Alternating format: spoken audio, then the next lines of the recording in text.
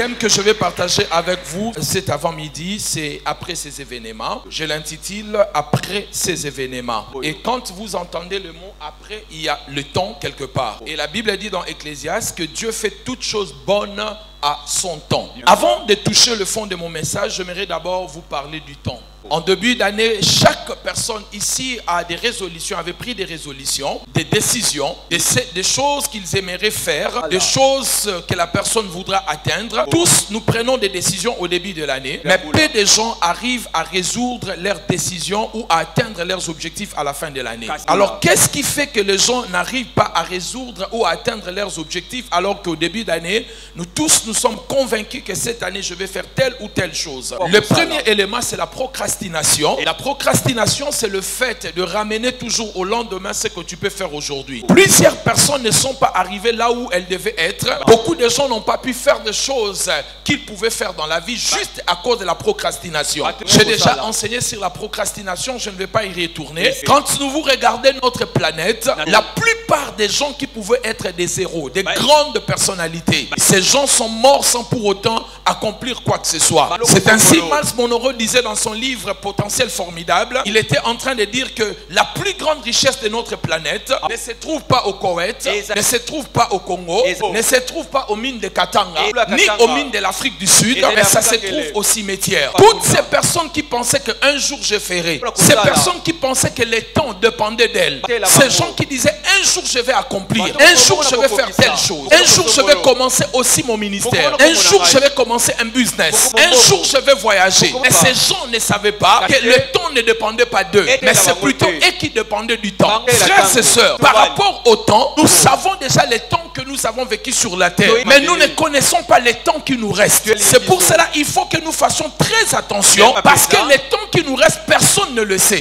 Ça peut être 20 ans, ça peut être 30 ans, ça peut être 50 ans, ça peut être aussi 10 ans, ça peut être 2 ans pour certaines personnes. Donc les temps, c'est quelque chose que vous devez gérer avec beaucoup d'attention. Évitez la procrastination. Quand vous pensez à quelque chose, mettez-vous et commencez là maintenant. Parce que la nature a l'horaire du vide. Ma tendre épouse, qui est là à mes côtés, il y a de cela plusieurs années, elle avait reçu la vision de commencer une plateforme au niveau d'internet, plus ou moins 20 ans, de commencer à mettre des prédications de pasteurs. Et les pasteurs devaient donner leur prédication, mettre ça sur internet. À cette époque-là, il n'y avait pas enseignement.com. Je crois que s'il y avait quelque chose, c'était Top Chrétien ou quelque chose comme ça. Le reste même d'autres réseaux n'existaient pas. Elle est même partie à l'univers, en fait, faire les études pour cela. Elle a même commencé. On a acheté l'ordinateur. À peine qu'elle a commencé, au bout d'un moment, elle s'est arrêtée. Alors si elle avait poursuivi, aujourd'hui, on pouvait peut-être avoir une grande chaîne,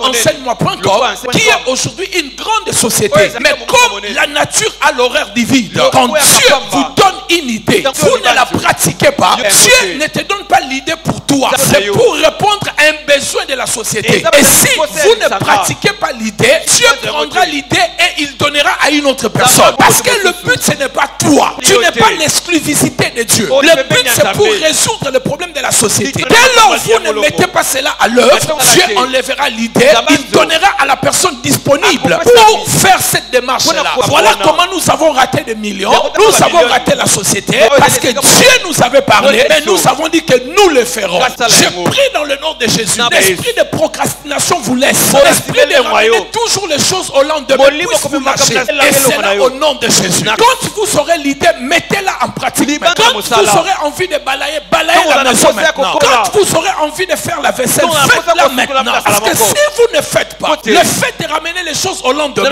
ça s'accumule et ça devient un problème. Ça va vous demander beaucoup d'énergie. Vous le ferez très vite. Ça va encore vous fatiguer et vous le ferez mal. C'est pour cela, quand vous pensez à quelque chose, faites-la maintenant. Quand vous sentez qu'il faut le faire, il faut le faire maintenant. Parce que le temps, l'une des choses que le temps fait, le temps passe. Le temps ne s'arrête pas. Le temps n'attend pas les gens. Sachez-le qu'il y a 2 semaines, on était en 2022. 2 semaines après, on est en 2023.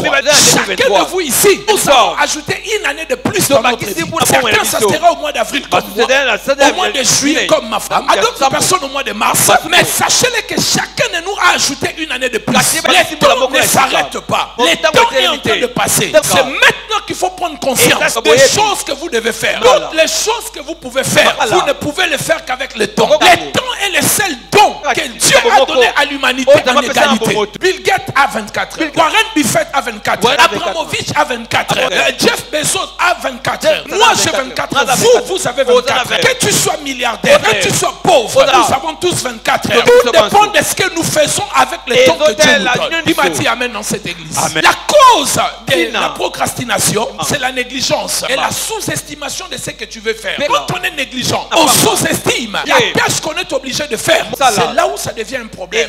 Juste la signature des enfants, le journal, je le ferai. Au lieu de le faire maintenant, j'ai été victime moi-même. Je le ferai. Je ne le fais pas. 3 jours après, l'enfant me dit, on va me punir si tu ne signes pas le bulletin. Là, quand vous arrivez à l'école, 7h10, dans 5 minutes, les enfants vont entrer.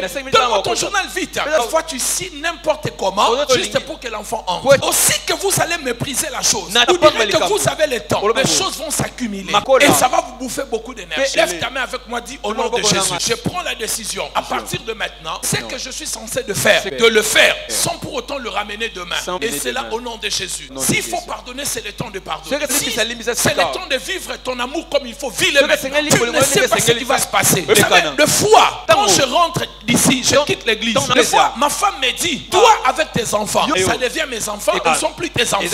Toi avec tes enfants, quand ils demandent quelque chose, te plie. Mais c'est qu'elle-même ne sait pas. Il y a 3 ans, j'ai failli passer de l'autre côté. J'allais être près du Seigneur et ces enfants-là n'allaient plus me voir. Donc, quand vous ratez la mort, c'est là où vous vous rendez compte de l'importance de la vie et des autres. Comme je suis passé par là, je profite de tous les temps que Dieu me donne. Les temps que Dieu me donne avec mes enfants, avec mon épouse, avec l'église, avec les personnes que j'aime. Je passe des temps de qualité. Je ne veux pas perdre mon temps de futilité. Dans la journée même, je prie que le Seigneur m'aide à ne pas me disputer, à ne pas être en conflit avec les gens, à ne pas perdre mon temps. Parce que je vais profiter de chaque seconde, chaque minute, chaque heure de ma vie. Parce qu'une heure passée, je ne pourrai plus la récupérer. Je prie dans le nom de Jésus que tu commences à profiter de ton temps. Tu n'as pas besoin d'un homme pour aller manger dans un bon restaurant. Que tu es un homme ou pas, va au restaurant. Tu n'as pas besoin d'un homme pour te maquiller bien. Les choses, on ne les fait pas pour les autres, on les fait d'abord pour soi-même. Fais-toi belle d'abord pour toi-même.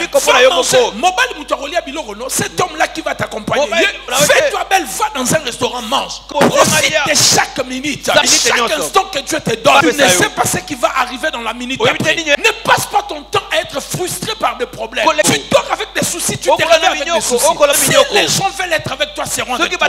Profite d'abord de ta vie. Sois bien toi-même d'abord. Épanouis-toi toi-même. Alléluia.